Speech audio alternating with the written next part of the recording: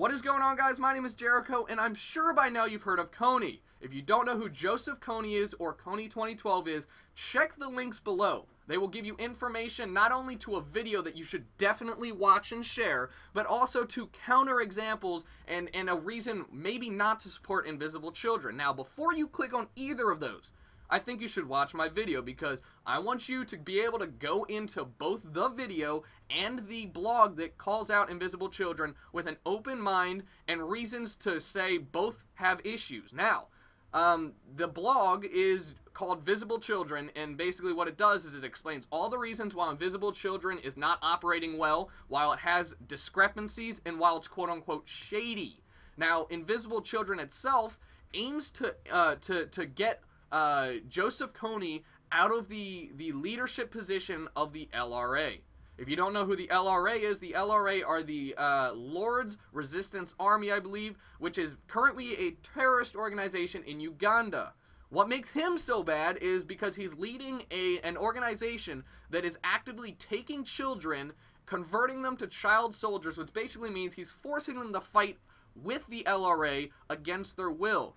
Now, they are then forced to kill people who don't want to comply with the LRA's demands, and while doing this, he's effectively gotten 2 million people to leave their homes and be displaced elsewhere because they are fearful for their lives and family.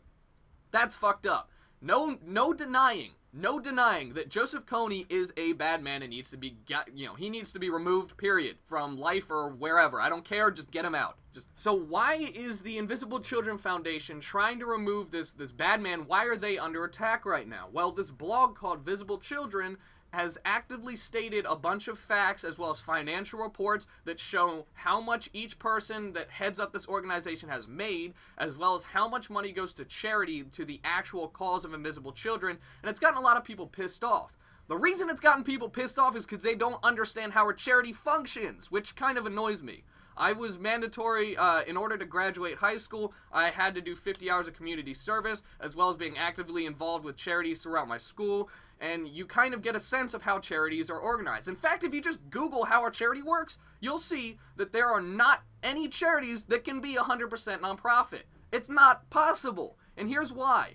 A charity needs money to function, right? The world needs money to go around. It sucks, but it happens, and it's true. Now, in order to fund the Invisible Children's Foundation, think about it. What do you need? You need airplane. So you need an airplane to transport 20 or so people, AIDS workers, people who can help, set up temporary housing, protection for these people, cameramen, film men, sound crew, anyone who's going to be working on the documentary. You need people to have the equipment, so you need to buy the cameras themselves. You then need to be able to edit this. You need to spend money on marketing as well as, pay these people for the time that they're spending. Yes, you need to pay the cameramen who are doing a job. You need to pay them to do this because while they're out there, they're not getting paid anywhere else. So they have no job.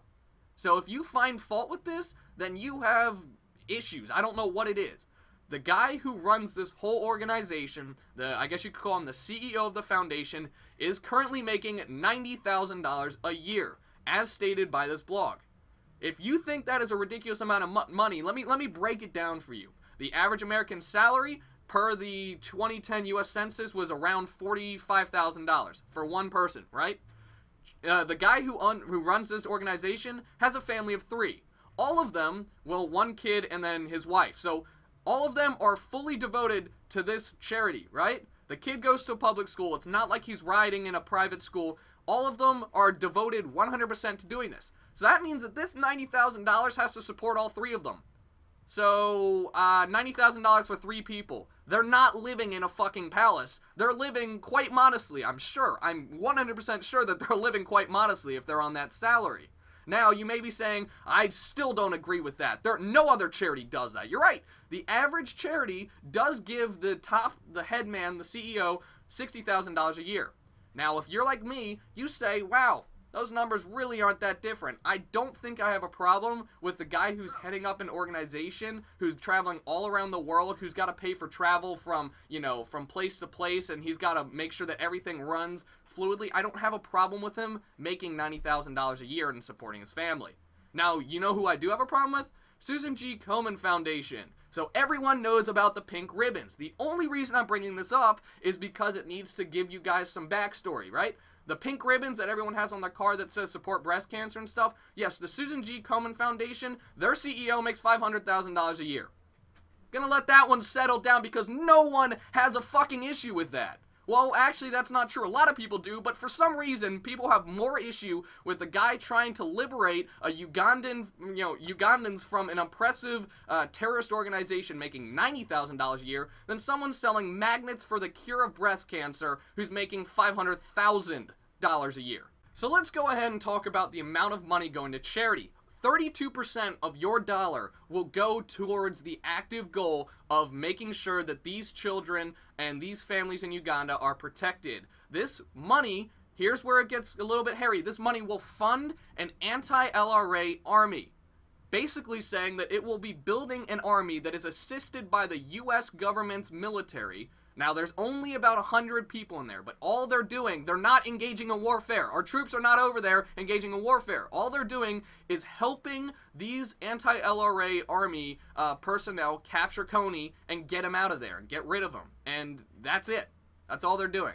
And when I say army, I don't mean 25,000 people are being, recruited for this army. I mean, there's 500 to 3,000 people. That's it. I know that's a big range, but that's it. 500 to 3,000 people whose sole purpose is to protect the Ugandan people as well as to make sure that Joseph Kony gets captured.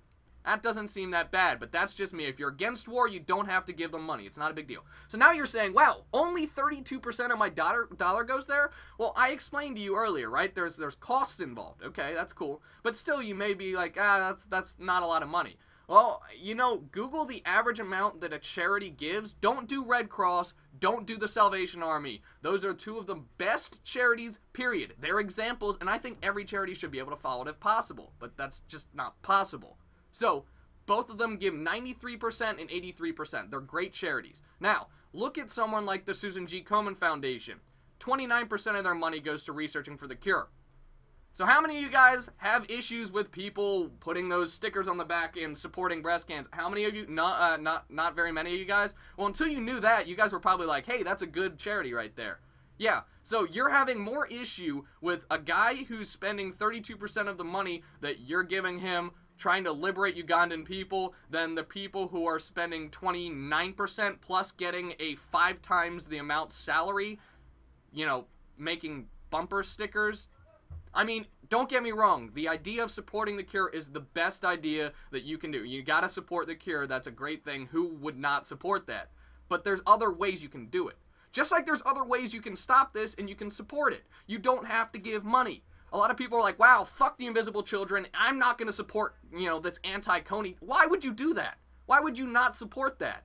The invisible children is one charity. There are hundreds of others that are doing the exact same thing. This is just one of the biggest ones because it's gone viral.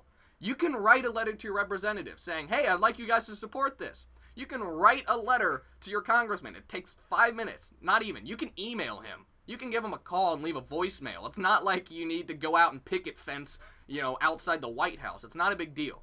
So my main points that I need to ask you guys to do is that if you do support this, which you all should, then you don't have to give money to this organization, nor are the people that are giving the money, they're not bad people. And this organization is not a bad organization.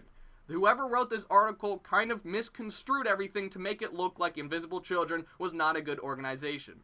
So thank you guys for watching. My name is Jericho. I hope this gives you the big picture, and I hope nobody else is confused. Check out the comments. I'm sure there's hundreds of other people who are going to help you out if you have a question. I'll be answering some questions as well if I can. And I hope you guys do the right thing and help support the anti-KONY cause.